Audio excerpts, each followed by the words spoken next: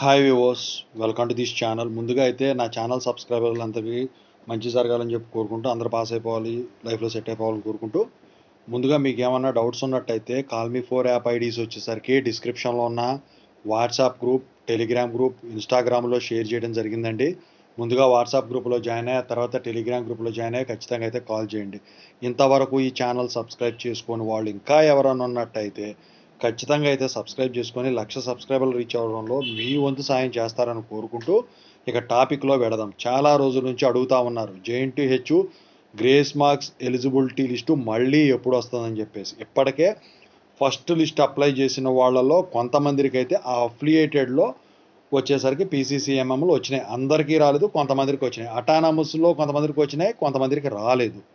అయితే చాలామంది అడిగేది ఏంటంటే, మరి మాది ఇంతవరకు రాలేదు, మళ్ళీ అప్లై చేయాలా మేము ఏమన్నా అని చెప్పేసి అడుగుతా ఉన్నారు. మళ్ళీ ఈ ఎలిజిబిలిటీ లిస్ట్ మళ్ళీ ఎప్పుడు రిలీజ్ అవుతుంది, అసలు రిలీజ్ చేస్తారా లేదా, వేరే ఆల్టర్నేటివ్ ఉందా లేదా అని చెప్పేసి అడుగుతా ఉన్నారు. దీని గురించి అయితే నేను చెప్పదలిచాను అనమాట. ఎక్కడ స్కిప్ చేయకుండా వినండి. ముందుగా అయితే డిస్క్రిప్షన్లో ఉన్న Telugu engineering education channel, software courses work support channel ఖచ్చితంగా అయితే సబ్స్క్రైబ్ చేసుకోండి, మీకు ఉపయోగపడుతుంది. ఇక టాపిక్లో పెడితే JNTH grace marks eligibility list ఇప్పటివరకు అప్లై చేసిన వాళ్ళందరికీ కూడా మ్యాక్సిమం మందికి రాలేదు.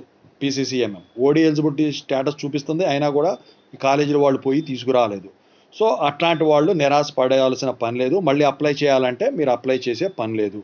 Unless until your grace marks has been rejected by the university, you need not apply again and again for the grace marks. మీది ఎప్పుడైతే రిజెక్ట్ అయిందో అప్పుడు మాత్రమే మీరు మళ్ళీ దానికి సంబంధించిన ఎలిజిబిలిటీ తెచ్చుకొని మీరు అప్లై చేయాలి తప్ప పదే పదే అప్లై చేయాల్సిన పని లేదు. ఒకవేళ అప్లై చేయాల్సి వస్తే మీ కాలేజీ వాళ్ళు మీకు చెబుతారు.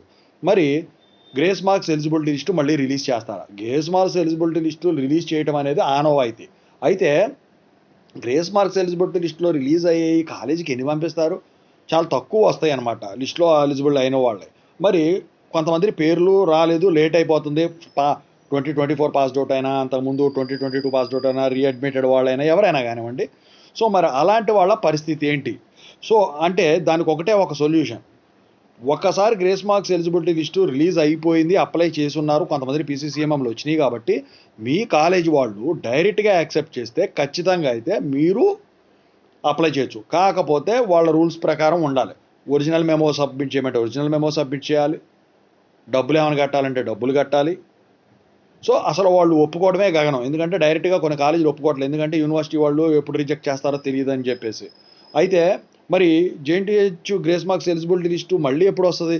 మళ్ళీ వచ్చేసరికి నాకు తెలిసి ఇప్పుడు ఎవరైతే ఫస్ట్ ఎలిజిబిలిటీ లిస్టులో అప్లై చేసి ఉన్నారో, PCCMM తీసుకున్నారో, ఓడి స్టేటస్ చూపించి ఓడీకి కూడా అప్లై చేసి ఉన్నారో, ఆల్మోస్ట్ వాళ్ళు క్లియర్ అయిపోయే టైంకి, అంటే వాళ్ళ స్టేటస్లు మొత్తం అప్డేట్ చేసి PCCMM ప్రింట్ చేసి ఉన్న తర్వాత అప్పుడు వాళ్ళు తీసుకున్నా తీసుకోపోయినా ఎలిజిబిలిటీ లిస్ట్ అనేది మీ కాలేజీ వాళ్ళకి పంపిస్తారు. మరి మీ కాలేజీ వాళ్ళకి పంపించినట్టు మీకు ఎలా తెలుస్తుంది?